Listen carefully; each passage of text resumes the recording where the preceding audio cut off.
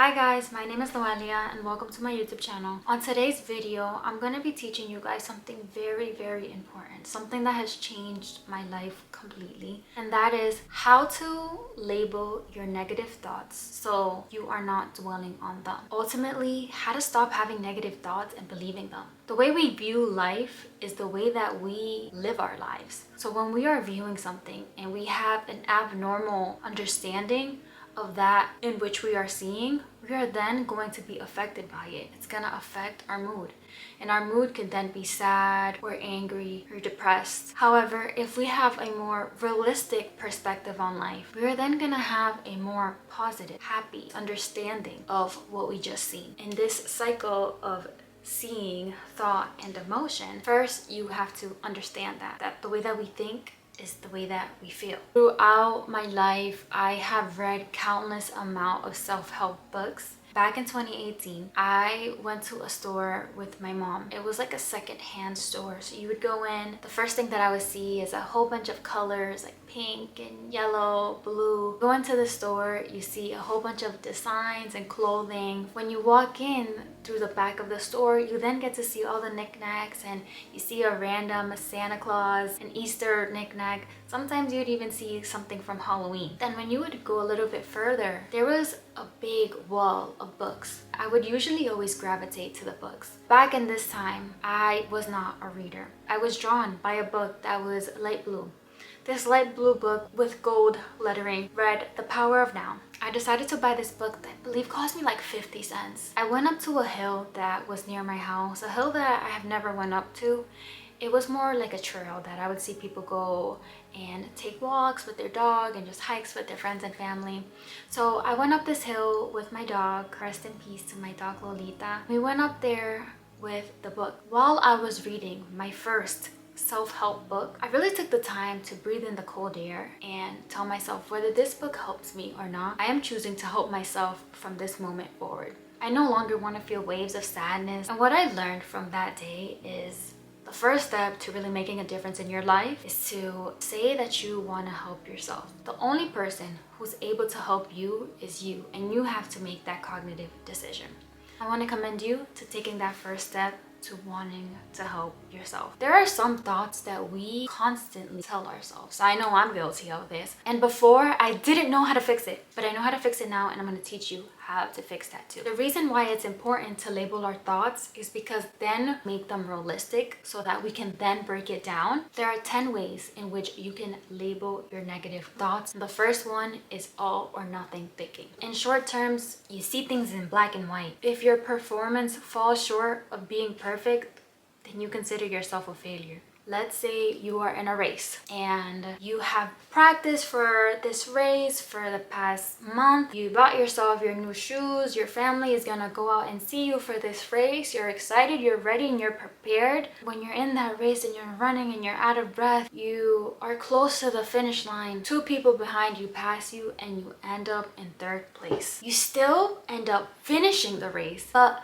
because you didn't make it in first place, you then start to think all these negative thoughts. Maybe you're labeling yourself and calling yourself a loser and not a winner, and you're upset because you didn't win the race and that's all you cared about. This is all or nothing thinking, because you are forgetting all of the great things that you did before the race began.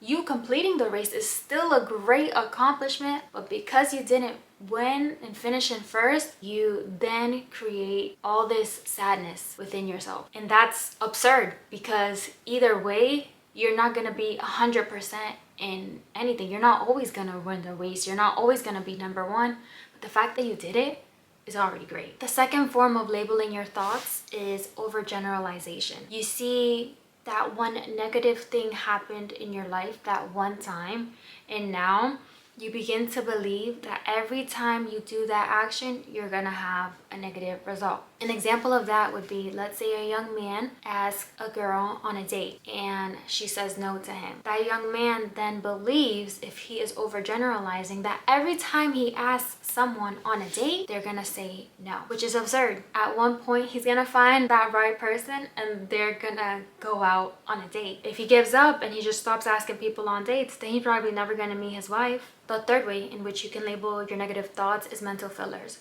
So a mental filler filters, it's you focusing on the negative, and there's 50 positives that happen throughout the day. However, you consistently repeat that negative thought, so it takes over the entirety of the situation. For example, let's say you have a test, and in that test there's 100 questions, and from that 100 questions, you know that 10 questions you probably got wrong because you didn't study that portion too well. So the day goes by and you are overthinking and thinking about those 10 questions that you potentially got wrong, instead of focusing on the 90 questions that you got right. The fourth way in which you might be labeling your negative thoughts, disqualifying the positive.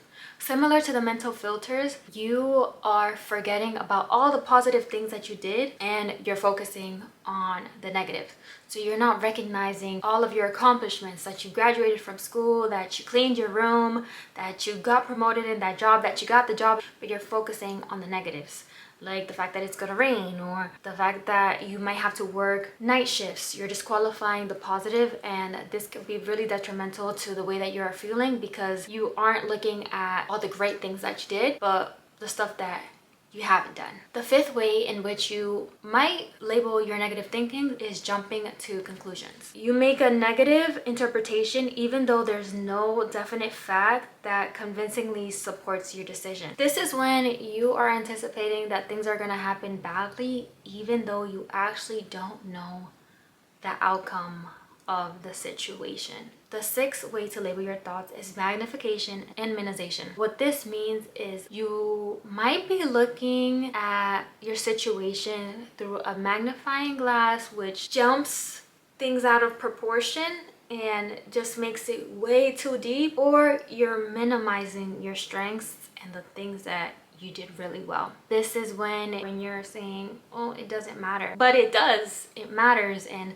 that's something that you should be really proud of. But then you're magnifying things like you dropping your coffee in the morning, which really have no importance when you can just make another one. Yes, it could be annoying, but you're maximizing the big things and minimizing what's actually important. The eighth way to label our thoughts is emotional reasoning. You assume that your negative emotions reflect the way things are. So you're saying, I feel lousy, therefore I can't clean my room. But you're really just manipulating your mind into believing that feel is what's causing that action. The eighth way in which we can label our negative thinking is our should statements. Which should statements, what it leads to is guilt. So if you wake up in the morning, you're saying, I should do blank, and then you don't do it by the end of the day, you might feel guilty because you said that you should do it, but then you end up not doing it. Instead of using should statements, you could replace your should with I choose to, or I would like to, and completely getting rid of the shoulds in your vocabulary. The ninth way is labeling and mislabeling. This is when you are calling somebody a jerk, or you're calling yourself lousy. This is when you are labeling someone or yourself instead of actually naming the error. You're labeling them as such. And this is very emotionally attached. When you're labeling somebody, it's very attached to your emotion. So choosing not to label somebody as a jerk or a loser or lousy, for example, it's gonna cause you to have less resentment and view that person in that way, and yourself as well. The 10th way in which we can label our negative thoughts is personalization. Personalization is when you see yourself as the reason for a negative outcome that has nothing to do with you. So let's say you are a teacher and you teach your kids math. 50% of the class doesn't do well in their exam. You are personalizing that and saying the reason why they are failing is because of me, when in fact it has nothing to do with you, because you can't control what you can't control. So now that we know the 10 ways in which we can label our negative thoughts, I'm going to give you an example of a situation. I want you to tell me how you would label that negative thought. I'm gonna give you an example, and you can write it down, or write it down in the comments what you think this type of distortion is labeled, and that way we can move forward to the fourth step, which is your negative thoughts. So let's say you're a housewife and your heart sinks because your husband says that the roast beef that you made was overdone, and the following thought that comes to your mind is, I'm a total failure, I can't stand it, and I never do anything right, I work like a slave and that's the things I get, what a jerk he is. And the next thoughts that you have are really angry and sad. If you were to have those thoughts, what distortion would you label that to be? You can pause the video here. I'm gonna tell you guys how you could label it. This is all or nothing thinking, this is overgeneralization, this is labeling, and this is magnification. So saying I'm a total failure is all or nothing thinking. They have made dinner multiple times, and just because this dinner came out a little bit burnt doesn't discount all of the other dinners that she has made. Saying I never do anything right is overgeneralization, because you never do anything right ever. Like, come on now. Because she has definitely done a lot of things right. But for her to say she never does anything right, that's an extreme. Saying she can't stand it is magnification. She's blowing it out of proportions. She actually really does enjoy cooking for her husband, but he's being a bit insensitive right now. And then the final thing is labeling. She's labeling him as a jerk, so that's gonna cause a bit of resentment. Now that you guys know how to break down the thoughts that you are having, I am going to give you the exercise that is going to absolutely change your life. What I want you to do is get a piece of paper, and on this piece of paper you're gonna break it up into 3 columns. So the first column is gonna be your automatic thoughts, so those negative thoughts. The second column is gonna be the cognitive distortion, so the 10 distortions that we have just went over. And then the last column is gonna be a rational response. So I'm gonna give you an example. The first automatic thought that I could have is, I never do anything right. Going back to that example, I never do anything right. You can label that as overgeneralization. And then this is the most impactful part of the entirety of the video. You're gonna give yourself a rational response. You could say something like, nonsense, I do a lot of things right. Today, I put gas in my car. That's something I did right. You're gonna break down that thought. You're gonna challenge it, because I do a lot of things right. You're gonna challenge that thought. The trick here, guys, is don't just think about it. I actually want you to write it down on a pen and paper. That is where the true power lies. Second thought could potentially be, I'm always late. But let's say I was actually really late this day and it's affected my mood, and I'm like, damn, I should have came early. I'm gonna label this as overgeneralization again, because truthfully, I'm not always late. Sometimes I'm late, sometimes I'm earlier than I should be, and a lot of the times I'm on time. Today I was a bit late because of the commute. The train had some problems, but most of the time I'm here on time or I'm early. I'm not always late. That way you are challenging the thought. So now that you have your 3 columns with the negative thought, the way that you can label that thought, and then your rational response to that thought, I want you to practice this for 15 minutes a day on a pen and paper. You can do it on your notes too.